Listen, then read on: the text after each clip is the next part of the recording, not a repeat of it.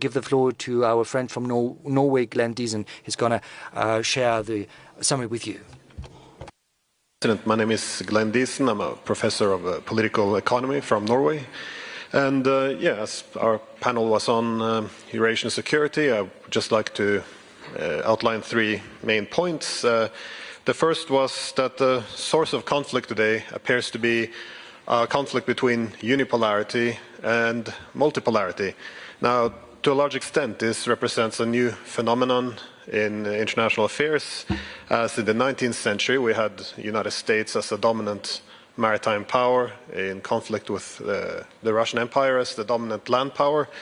In the 20th century, we had the United States as the dominant maritime power against the Soviet Union. And in the present time, it's somewhat different, as we have United States, again, as the dominant maritime power. But on the Eurasian continent, we're now seeing the emergence of multipolarity, which also presents a lot of new opportunities, because even the largest economy, China, doesn't really have the capability, or it doesn't even display the intention of attempting to dominate this continent. Instead, we see initiatives being put in place for a multipolar Eurasia. So this puts us, therefore, in a conflict between a unipolar system attempted to be restored by the United States versus a multipolar system. And the global majority seems to obviously prefer the multipolarity, which is why I think BRICS has been such a great attraction to many countries.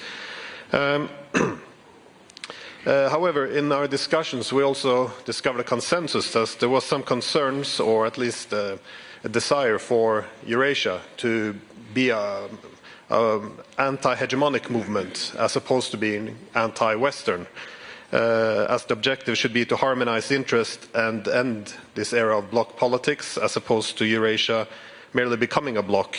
And again, the attraction of BRICS countries towards these Eurasian formats largely rested on this idea that we could overcome the bloc politics rather than succumbing to it. The second point we had was that the appeal of Eurasia is also, to a large extent, the multi-vector foreign policy. This is the ability to diversify economic connectivity with all the major poles of power. And this is seen as a necessity to, or a requirement to have more political independence, to have more autonomy in foreign policy, and not merely be a spectator in international affairs. And yet again, this is why most countries do not want to choose between competing blocs, but instead find a way of harmonizing. And again, the global majority wants Eurasian multipolarity, as this is a requirement for genuine multilateralism and not the false one, which has often been promoted under Washington. The third and final point was that the multipolar Eurasia has certain systemic incentives for harmonizing interests. Because the great powers in Eurasia, they have somewhat different formats for Eurasian integration. They have different interests. We can see this also with Russia and China, but we also see that none can really pursue their objectives or formats for integration without cooperation with these other centers of power. So this creates incentives to harmonize interests, and it seems that this is also what has made BRICS successful. As I remember a decade ago, many people expected Central Asia to be a clash point between China and Russia. Instead, we see it becoming an area of cooperation instead. So this gives optimism to other parts of Eurasia as well. And this is drastically different from the alliance system, which is usually used to advance unipolarity. In your own speech, you refer to the imperial impulse of dividing countries. So under the alliance system, there's always an interest in having division between China and India, between the Arabs and the Iranians, between Europe and Russia, simply because this helps to divide the region into dependent allies and weakened adversaries. So, so in the spirit of harmonizing interest, I also had a question premised on the inability we've had in Europe to establish a mutually acceptable post-Cold War settlement after the Cold War. And I think this has been a source of many of our tensions. We never established a system based on indivisible security. Instead, we returned to bloc politics and abandoned some of the hopes we initially had in the early 90s by instead going with NATO expansion. So my question was if Eurasian multipolarity can offer a different format for cooperation between Russia and Europe as well. I ask this because I had a few years ago a book with the title Europe as the Western Peninsula of Greater Eurasia, and I was wondering on your opinions if you see any possibility for such a path forward. Thank you.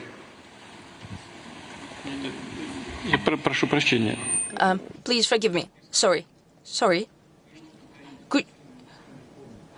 Could you please repeat what you were saying in the end? Could you formulate the question yet again, please?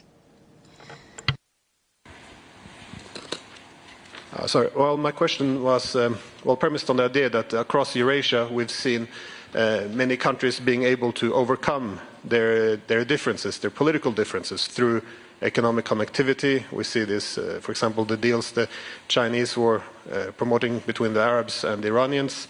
And I was wondering if some format for Greater Eurasia, in which Europe would be a part of this Greater Eurasia, if there's some ability to use this BRICS or some other institutions to also foster better relations with Russia and Europe, so we can overcome this bloc politics in Europe, which we never were able to overcome after the Cold War.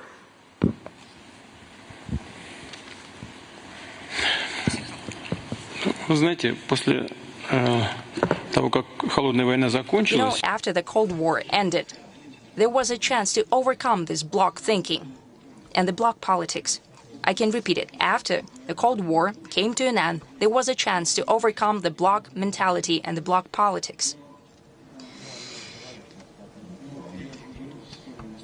However, as I mentioned in my statement,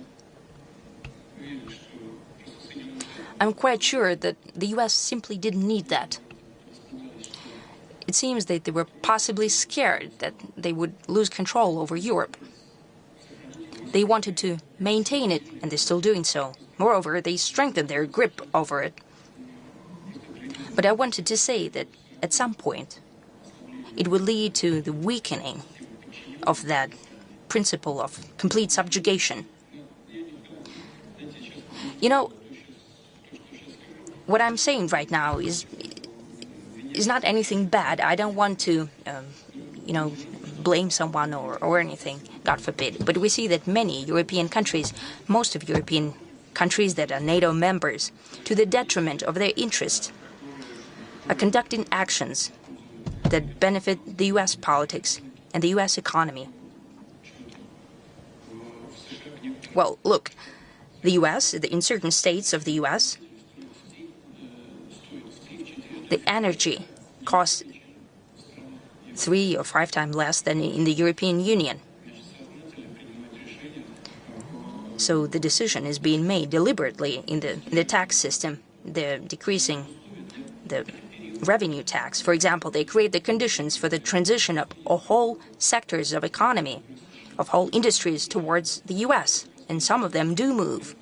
First, that applied to those who were dealing with primary energy sources, that is, fertilizer productions as well as glass production and some other industries. They simply rolled back their activity because it was not profitable anymore. They're moving over the ocean. Now they're doing the secondary industries. More or less, it has to do with metallurgy and the car industry and so on.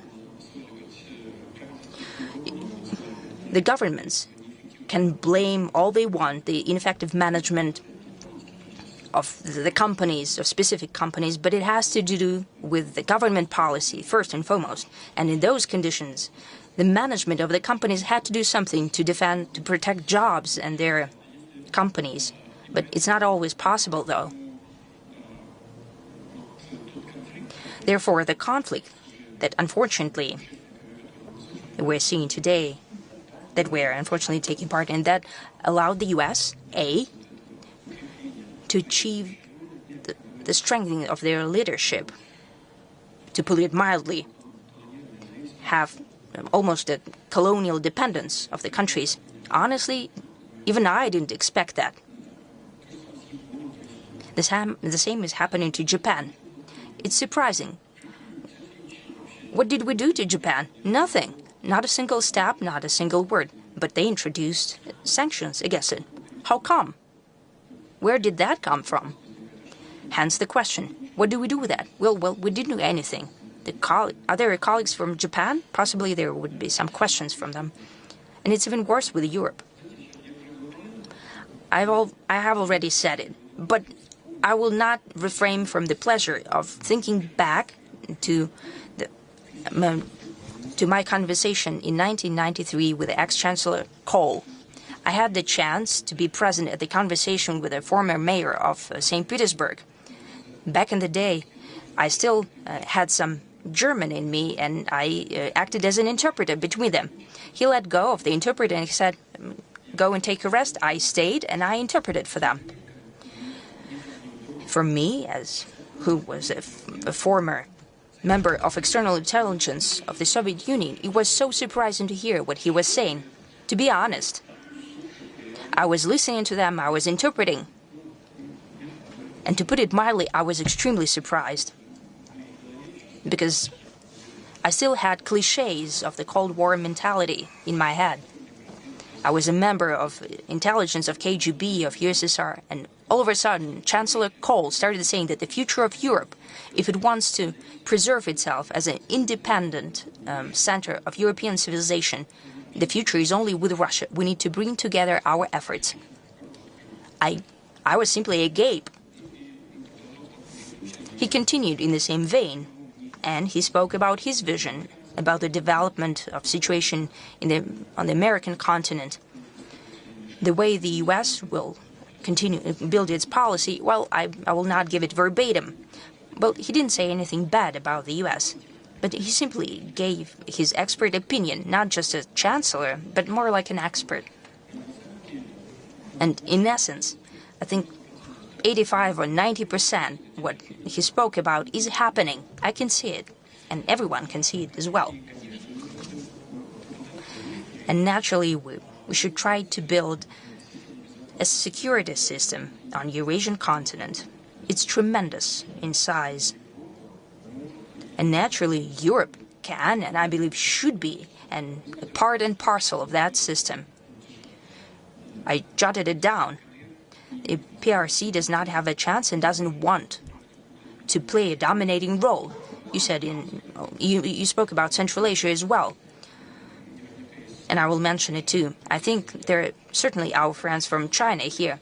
The Chinese philosophy does not have that. They do not strive for domination. That's the trick. That's the attraction of the theory, of that proposal that has been worded by President Xi. One belt, one road. One belt, one common road. This is not a Chinese road. This is a common road. Everyone's road, at least bilaterally. That's the way it sounds, and that's the way we behave, in the interests of each other. What's happening in Central Asia?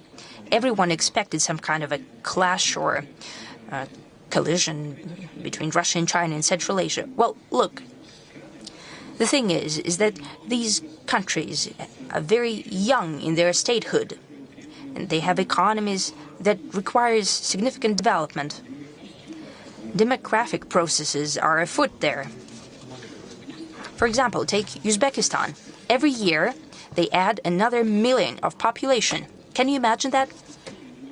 27 or 28 million, that's already the population, and they have an extra million born each year. India has plus 10, as my friend Prime Minister Modi spoke, but India has 1.5 billion people living there. And Uzbekistan has about 38. Now they soon have to have 40 million. That's a lot of millions. They have plenty of issues.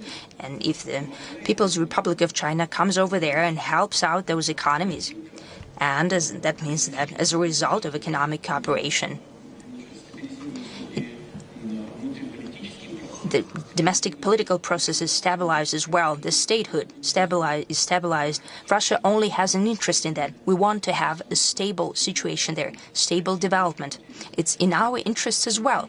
Therefore, the competition is absent there. We only have cooperation.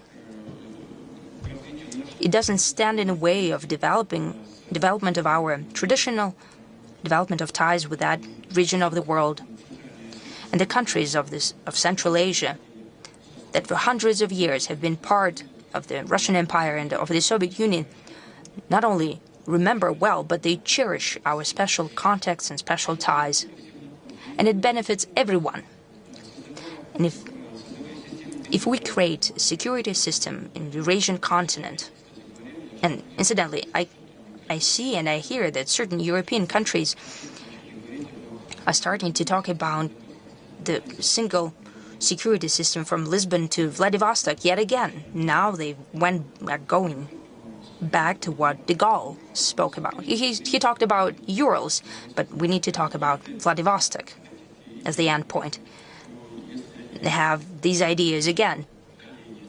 If our counterparts will go back to that, and most importantly, as you said, what I've mentioned and what's written down in the OSCE documentation, that the security of one country does not come at the expense of the other, of security of the other country. It's crucial.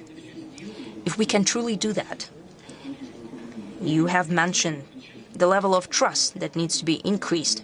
And I think that the most important issue on Eurasian continent between Russia and the European countries is the deficit of trust. You can blame Russia for many things, and possibly we make mistakes as well, but when we're being told that we signed the Minsk agreement, we're being told that they signed the Minsk agreements only to give time to Ukraine to rearm, and they never intended to solve this conflict peacefully. How can we trust them? Look, guys, what kind of trust can we talk about? You've publicly said that you've fooled us, that you've lied to us, and you deceived us. What kind of trust are we talking about? But we need to go back to that system of mutual trust with time. I don't know, we can discuss it till early hours of the morning, but it's the first step to create a single Eurasian security system. Is it possible or no? Chancellor Kohl, whom I spoke about at the beginning, said that it's not just necessary, but it's an imperative, and I share his point of view.